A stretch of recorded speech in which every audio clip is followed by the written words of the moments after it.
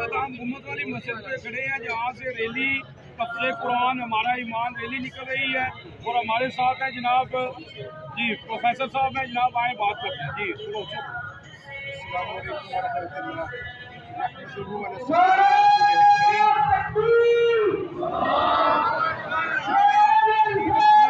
कुरान की शान अल्लाह ताला ने खुद बयान फरमाई, इन्ना नहनु नज़्ज़लना ज़िक्र व इन्ना लहू लहाफ़िज़ून, कि बेशक हमने इस कुरान को नाज़िल फरमाया और हम खुद ही इसकी हिफाजत के ज़िम्मेदार हैं।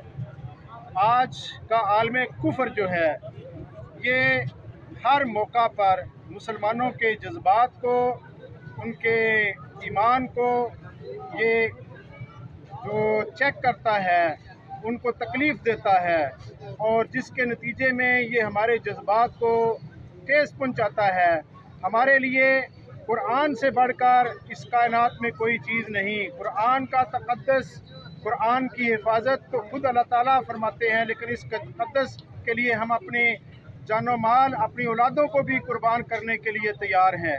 इंशाअल्लाह ये हम आज आलम कुफ्र को ये बता देना चाहते हैं कि हमारा बच्चा बच्चा इसके लिए जान कुर्बान करने के लिए तैयार है।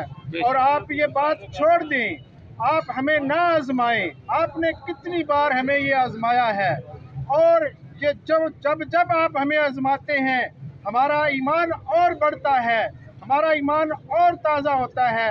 हम और कुरान पाक इंशाअल्लाह हम उस पर अमल पैरा होंगे, उसकी तलावत फरमाएंगे।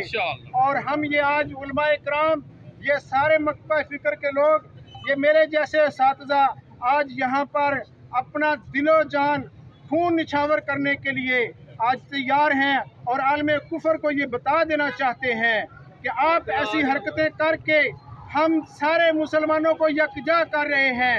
आज नवाज शरीफ हो, इमरान खान हो या जरदारी हो, हम इस्लाम की खातिर